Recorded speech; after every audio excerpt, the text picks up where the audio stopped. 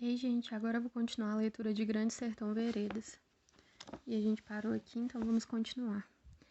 Numa roda morta se esperou, até que de lá, da dobrada de uma ladeirinha, os 3 tiros eles deram, somando o aprovado. A tanto tresmente também se respondeu desfechando.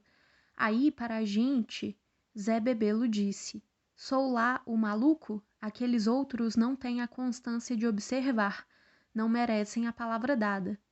O que fiz foi encaminhar o que vamos pôr em obra, e aceitei nossa vitória. Seja ou não, se aquele negócio entendessem, os companheiros aprovavam, até de Adorim.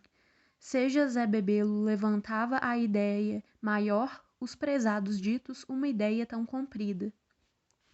O teatral do mundo, de Estadela, os outros ensinados calados. Sempre sendo, em todo caso, que Zé Bebelo me semi-olhava, espreitado avulso, sob receios e respeito. Só eu, afora ele, ali, misturava as matérias. Só eu era que guardava minha exata esperação, o que me engraçava. O que era que Zé Bebelo ia proceder nas horas vespertinas no posto quê? Do que ele tinha pensado e principiado, as tramóias de trair ia poder largar e achar feição para outro salvamento. Agora, nessa conjunção, mas, porém, não nego que eu, mesmo por estima, queria que ele bem acertasse na tarefa de meter seu siso, de remerecer. O raciocínio que dele eu gostava, constante de admiração e pela necessidade. Medonho e esquisito achei que fosse para ter de matar completo Zé Bebelo. Como é que... Mas ele abria lugar demais, o perto demais, sobre papel que não era o para ele, a meu perecer. Pelo que eu tinha precisão de me livrar daquele movimento sem termo nem nenhumas outras ociosidades. O senhor me organiza? Saíba. Essas coisas eu pouco pensei, no lazer de um momento. Amigos, agora eu louvo e a todos gabo, cada um com qual melhor. E então vamos voltados, papocar fogo para paga até a noitinha se ilustrar. Zé Bebelo determinou, tão versado, a este ponto que, por se possuir basta munição, a gente se prezasse de atirar por sustos e estragos, primeiramente para o aviável do matinho dos pastos e da baixada, e dos morrotes serradeiros, onde existiam uns valos, com o que, no ablativo do mandado, Marcelino Pampa ia retornar para senzalas, o Freitas Macho para a Tulha e para o engenho o João Bexiguento, sobrenomeado Alparcatas. Mas Zé Bebelo reservou que eu estivesse com ele e mais a Laripe, por se pôr o Lacral em conversa deposta. Onde o que o Lacral teve para relatar era pouco, deu razão das coisas perguntadas, dizendo que o inimigo se formava em tanto de uns 100, mas a quanta parte deles de jagunços mal assentados, sem quilates, ainda aguardavam outra gente por vir, de refrescos que de certo em pronto não viessem, por estorvo dos soldados. Nisso não sabia contar das pessoas nem dos maiores motivos do Hermógenes e do Ricardão, nem acerca da morte de Joca Ramiro aumentava passagens mais do que as de todos já entendidas. Daí, no que Zé Bebelo e a Laripe se afastaram no corredor, ele Lacral aliviado se gracejou de rosto, como falou. O smart homem que é este chefe nosso Zé Bebel. Outro não vi para espiritar na gente o pavor e a ação de acerto, as agudezas, a vez da má verdade.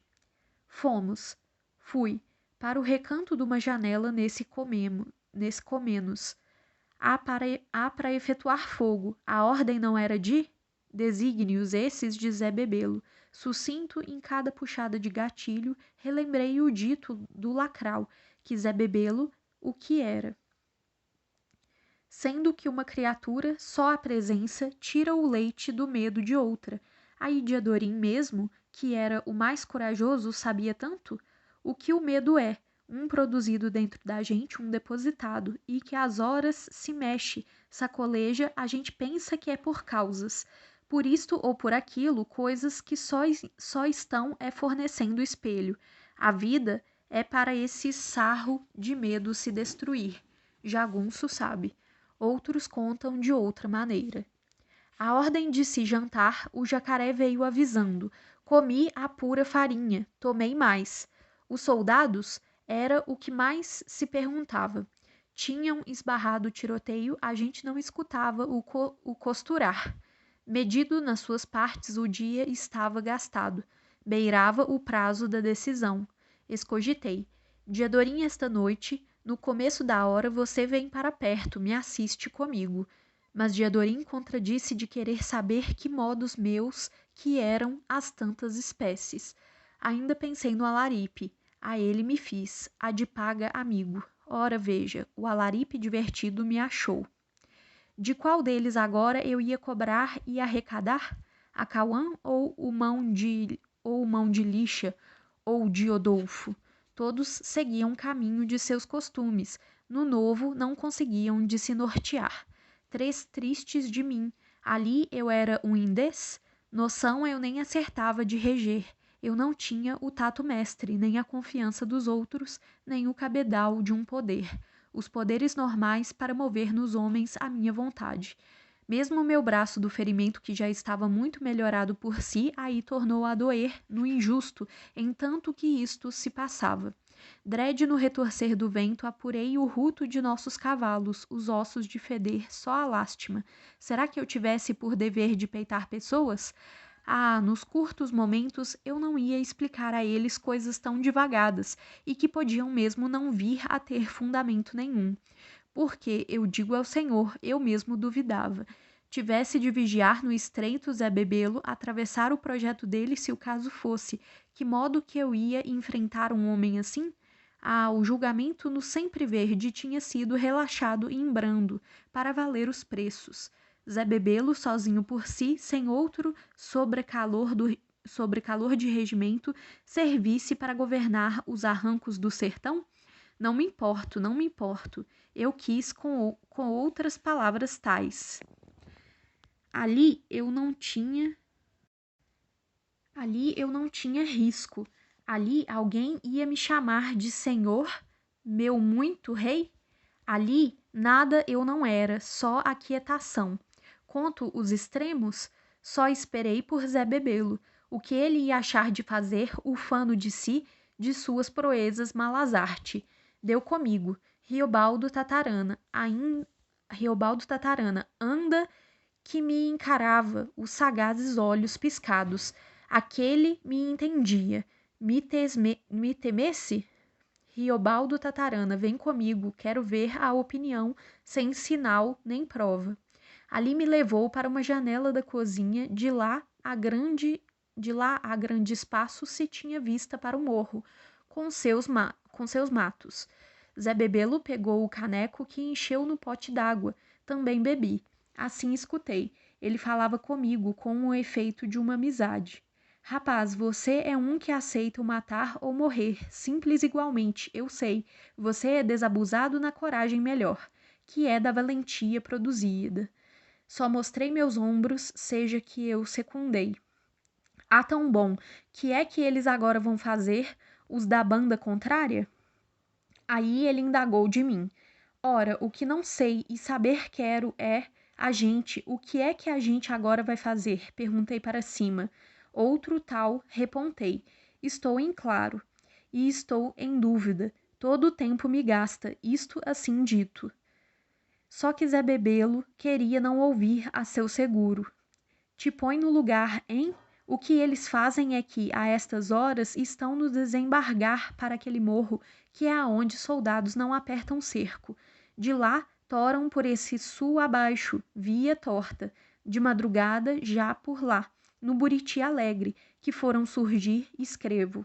Agora, em Machimé, e os soldados andam tomando contas daí, que são lugares rededores, salvante a sapata do morro e dela os pertos. A cava. porque lá, conforme a boa regra de razão, paravam com os tiros sobre si. Oh, se sabe.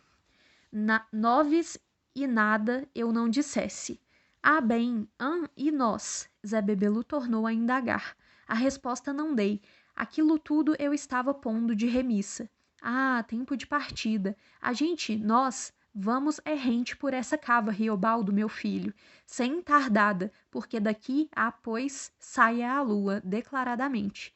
Ao que já se estava no ponto, anoitecido. A uma estrela se repicava nos pretos altos o que vi em virtude. A estrelinha lume, lume. Assim, quem era que tinha podido mais? Zé Bebelo ou eu? Será quem era que tinha vencido? Quite com isso, no cumprir, entreguei os destinos. O trus-trus, com pouco nesse passo, os todos homens se apessoando no corpo daquele corredor, as fileiras em mexe-mexe, desde a sala de fora até a cozinha, sobre mais, entre os conspirados silêncios, os movimentos com energias. Arte e tanto Zé Bebelo expunha o que recomendava. Sempre uma ou outra lamparina se acendeu para os companheiros empalidecidos. Agora a gente ia romper a pé sem os recursos, dava dó era a quantia de munição de se largar ali, no se pôr em salvo. Assaz então tudo o que possível se encheu de balas e caixas, os bornais e capangas, patronas e cartucheiras. Mas não bastava. A ser que daí inventou uma fronha de cama, aqui prezada com correia ou corda para tiracol, concabia tiros em boa dose, e muitos assim aproveitavam. Logo não restou fronha a dispor. Mesmo a alguma matula também se devia por garantir. Desde aí no concorrer se saía para uma porta, o quanto à noite se atravava de bom grosso. Adiante primeiro foram mandados João Conclis, Moçambicão e Suzarte, para reconhecerem se estava limpo o caminho, rumo de fuga, sem o estorvável. Ponto que os poucos feridos que havendo se queixavam em condições, mesmo o Nicolau que se escorava no rifle e às vezes se retardava. Só ficando na casa os mortos, que não careciam de se rezar a eles, a Deus. Os soldados amanhã que viessem, que enterrassem. Só formamos diversos golpes. Acho que 5. Diadorim e eu entramos no derradeiro com o comando do próprio Zé Bebelo e com o Acauã, o Fafafá, a Laripe e Cesfredo, que acompanhavam comigo. Saíam os de primeiramente, iam um ante outro, como um rio a buscar baixo, ou um cão. A gente demorava. Aquela cozinha grande no cabo do negócio muito aprisionava de sobreleve e contei os companheiros, as respirações. Saíram outros e outros. Dos dianteiros nem se percebia rumor. Toda a hora eu esperava um tiro e um grito de alto lá, o rei. Mas era só o tremor daquela paz em proporção. Admirei Zé Bebelo. A vez nossa chegada, ali o acostumar os olhos com o outro mudar. Abaixamos e saímos também. Se moveu-se. Livrados, no escuro o tudo ajudando, fizemos passagem, avante mais. Tempo que andamos contracalados, soprando o sangue para se esfriar, até que se cobrou veras de perigo não haver, no regozijo de poupados de qualquer espreita ou agredimento. Se esbarrou para ar um sueto de uns momentos. Não é que o gato ficou lá, um risonho falou. Ah, demais! Ah, lá é a casa, outro se pôs. Aquela, a morte fazenda grande dos tucanos. Vai eu, o cheiro fartado, bom, de folhagens e do capim do campo. Enunciou em meu lembrar o mau cheiro dos defuntos, que agora próprio no meu nariz eu nem não aventava mais. E Zé Bebelo, segredando comigo, espiou para trás, observou assim, pegando na minha mão, Riobaldo, escuta, botei fora minha ocasião última de engordar com o governo e ganhar galardão na política. Era verdade e eu limpei o haver. Ele estava pegando na mão do meu caráter. Aí aclarava. era o fornido crescente, o azeite da lua. Andávamos. Saiba o Senhor, pois saiba. No meio daquele luar me lembrei de Nossa Senhora. Adiante entramos pela esquerda e rumo do norte. Desde o depois, o do poente mesmo. Com foras e auroras, estávamos outra vez no público do campo. Antes da manhã, agora se passava a vereda grande, no val dos macacos, ao que, rompendo a luz toda da manhã, se chegou no sítio dum Dodó Ferreira, onde a gente bebeu leite e os meus olhos pulavam nas árvores. Aquilo de verdade e eu em mim, como um boi que se sai da canga e extrema o corpo por si prazer. Assim foi que, nesse arraiar de instantes, eu tornei a me exaltar de Diadorim, com esta alegria que de amor achei. Alforria é isso. Sobre, mesmo a pé e com um peso completo, caminhar pelos gerais parecia que pouquinho me cansava. Diadorim, o nome perpetual. Mas os caminhos é que estão se jazendo em tudo no chão, sempre uns contra os outros. Retorce que os falsíssimos do demo se reproduzem. O Senhor vá me ouvindo, vá mais me entendendo.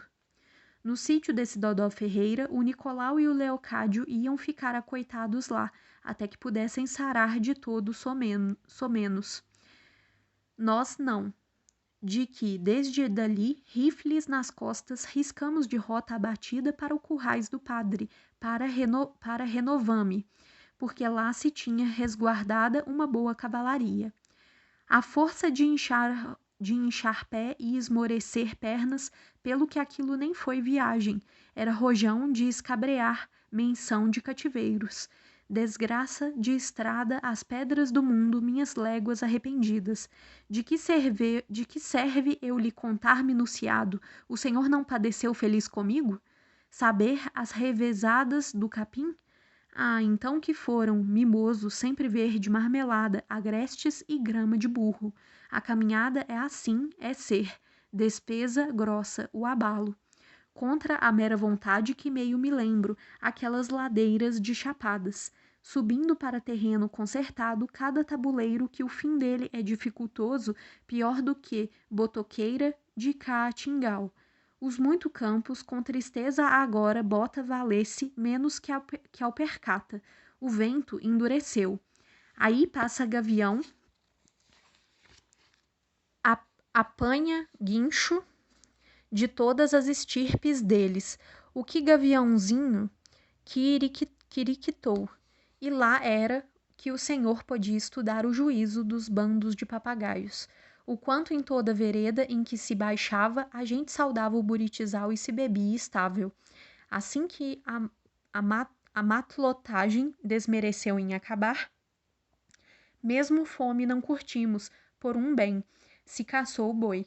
A mais ainda tinha araticum maduro no cerrado, mas para balear uma res da solta era o mister de toda sorte e diligência, por ser um gado estruso, estranhador. O fumo de pitar se acabando repentino na algibeira de uns e outros. Bondade dos companheiros era que acudia, e deu daquele vento trazedor. Chegou chuva. A gente se escondendo divididos embaixo dos pequizeiros que tempesteava. Dormir remolhado se dormia com a lama da friagem. De madrugar depois se achava era pé de onça, circulando as marcas. E a gente ia recomeçado se andava no desânimo, nas campinas altas. Tão território que não foi feito para isso, por lá a esperança não acompanha. Sabia, sei. O pobre sozinho, sem um cavalo, fica no seu, permanece, feito numa croa ou ilha, em sua beira de vereda. Homem a pé, esses gerais comem. Diadorim vinha constante comigo, que viesse sentido soturno? Não era, não, isso eu é que estava crendo, e quase 2 dias enganoso cri. Depois somente entendi que o emburro era mesmo meu, saudade de amizade. Diadorim caminhava correto com aquele passo curto que o dele era e que Abrio pelejava por espertar. Assumi que ele estava cansado, sofrido também. Aí, mesmo assim, escasso no sorrir, ele não me negava estima nem o valor de seus olhos. por um sentir, às vezes eu tinha a cisma de que só de calcar o pé em terra alguma coisa nele doesse. Mas essa ideia que me dava era do carinho meu.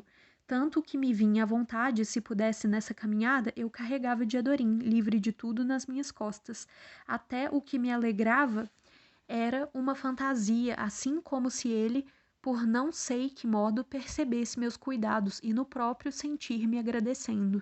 O que brotava em mim e rebrotava, essas demasias do coração, continuando feito um bem que sutil e nem me perturbava, porque a gente guardasse cada um consigo sua atenção de bem-querer, com esquivança de qualquer pensar, do que a consciência escuta e se espanta, e também em razão de que a gente mesmo deixava de escogitar e conhecer o vulto verdadeiro daquele afeto, com seu poder e seus segredos. Assim é que hoje eu penso. Mas então, num determinado, eu disse: Diadorim, um mimo eu tenho para você destinado, o de que nunca fiz menção, o qual era a pedra de safira, que do Araçuaí eu tinha trazido e que, à espera de uma ocasião sensata, eu vinha com cautela guardando, enrolada numa polca de algodão, dentro de um saquetel igual a de um breve, costurado no forro da bolsa menorzinha de minha mochila.